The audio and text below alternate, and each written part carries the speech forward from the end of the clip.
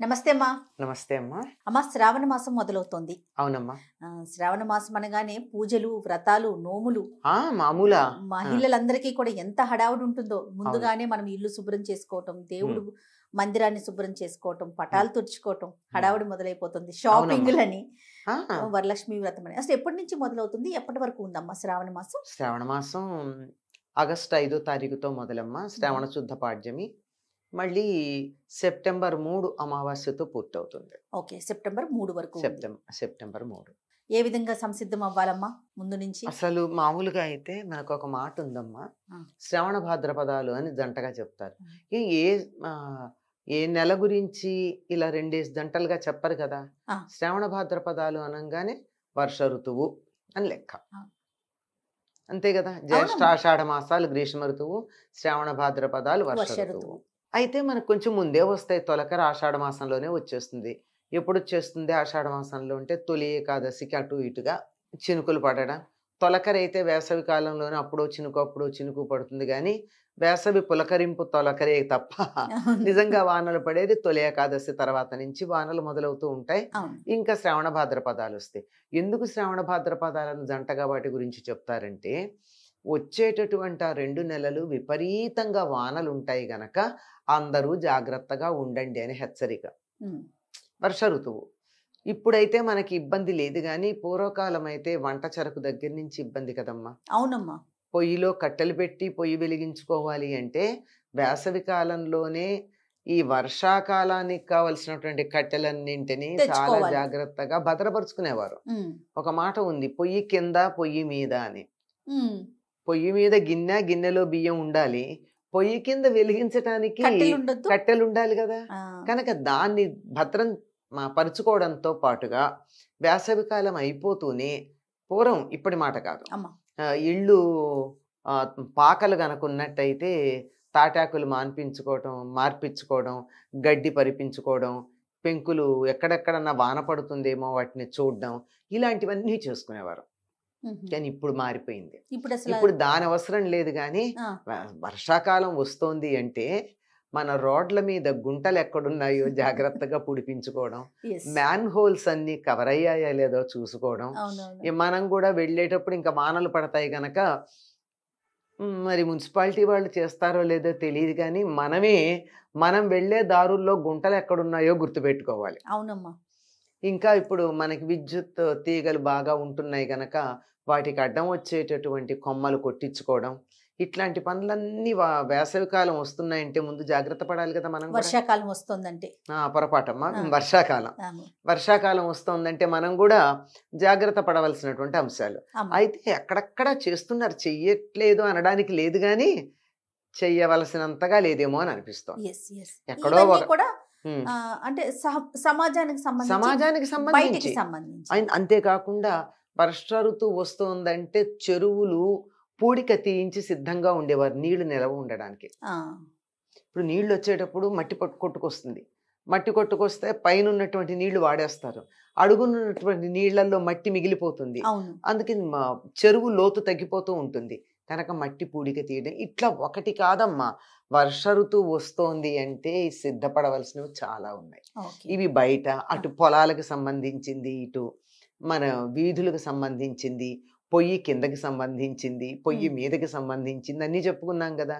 ఇంక అసలైంది ఏమిటి అంటే ఇక్కడి నుంచి చాతుర్మాస్యం మొదలైపోయింది గనక యతులు వాళ్ళు పాటించే పద్ధతి వేరు. గృహస్థులు పాటించే పద్ధతి వేరు. గృహస్థులు ఇక నుంచి పూజాదికాలు ఎక్కువ చేసుకోవడానికి మొదలుపెడతారు. హుహు. శ్రవణం అంటేనే వినికిడి అని అర్థం. హ్మ్. వినడం. హ్మ్. హ్మ్. ఆ వినడం దేనికి పూర్వం వినడం అంటే ఒక్క వేదంకే వినడాలు అని ఉండేవి. ఇప్పట్లాగా పుస్తకాలు లేవు గదా! అప్పుడు. హుహు. అంతా చదువంతా గురువులు నోటితో చెప్పడం, శిష్యులు చెవులతో విని నేర్చుకోవడమే. ఆహా! ఆ! అందుకంతా మస్తకంలోనే ఉండేది. ఆ! తర్వాత హస్తంలోకొచ్చింది. మరి పుస్తకంలోకి, హస్తంలోకి ఇప్పుడు హస్తంలోకొచ్చేసి బొటనవేలులోకొచ్చింది. కరెక్ట్ అమ్మా. అంతే గదా! ఆ! అలా ఉండేటటువంటి దానికి ఇంకెలాగో బయట తిరిగేదుండదు, తీర్థయాత్రలుండవు, ప్రయాణాలుండవు. హ్మ్. ఇంట్లోనే. ఇంట్లోనే ఎక్కువుంటారు గనక ఆధ్యాత్మికమైనటువంటి సాధన చేసుకోవడానికి చాలా అనువైన కాలం. హుహు. ఎక్కువ ఎండ ఉండదు గనక అలసటుండదు. ఉమ్. ప్రశాంతంగా ఉంటుంది, అవును. చల్లగా హాయిగా సుఖంగా ఉంటుంది. కనుక కూర్చున్న చోట కూర్చుని చక్కగా వేదం చదువుకునే పిల్లలు వేదం చదువుకుంటారు, ఉమ్. లేదంటే పురాణాలు అవి చదువుతూ ఉంటారు. వినికిడికి ప్రాధాన్యం ఇచ్చి, శ్రవణానికి ప్రాధాన్యం ఇచ్చి, సద్గ్రంథాలు వినడం అనే దాన్ని మొదలు పెట్టాలి.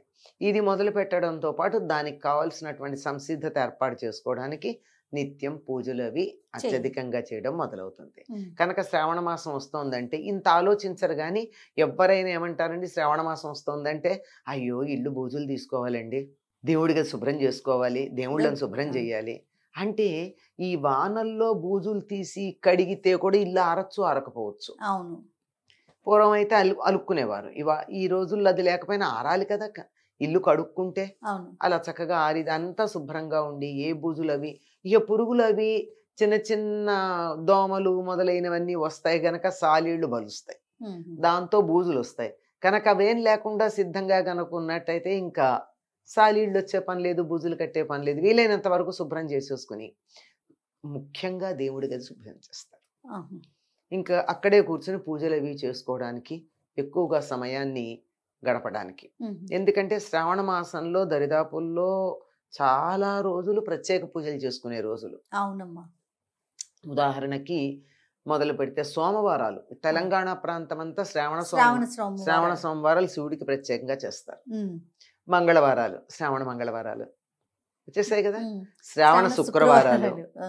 శ్రావణ శనివారాలు శనివారాలు కూడా చేస్తామమ్మా. ఇక్కడ చక్కగా చేస్తారమ్మా. శ్రావణ శనివారం నాడు వెంకటేశ్వర స్వామికి పూజ చేసి, అమ్మా. శ్రావణ శుక్రవారం నాడు పేరంటం పిలిచినట్టుగా పేరంటం పిలవరు కానీ చుట్టుపక్కల వాళ్ళని, వెళ్ళే వాళ్ళని, ఇంటికి వచ్చిన వాళ్ళని అందరికీ కూడా ముత్తైదులందరికీ తాంబూలాలు ఇచ్చే పద్ధతి ఉంది. ఓకే. శ్రావణ శనివారం తప్పకుండా చేస్తారు ఈ ప్రాంతాలంతా. ఆహా. కనుక ఇప్పటికి వారంలో 4 రోజులు సరిపోయినాయి. అయిపోయినాయి. సోమ, మంగళ, శుక్ర శుక్ర, శని 4 రోజులు. అయ్యిపోయింది. శ్రావణ మాసానికి 4 ప్రతి వారము 16 రోజులు దానికి. ఆ. ఇంకా అయిపోయింది కదమ్మా. ఉమ్. దీంట్లో పూర్ణిమకు ముందు వచ్చే శుక్రవారం చాలా ప్రశస్తమైనటువంటిది. ఉమ్. అది ప్రత్యేకంగా వరలక్ష్మి వ్రతం చేస్తారు. అమ్మా. ఇది కాక శ్రావణ పూర్ణిమ చాలా విశేషమైనది. శ్రావణ పూర్ణిమ నాడు మనం రక్షాబంధనం అంటాం, ఆ తర్వాత ఉపాకర్మ అంటారు, ఉమ్.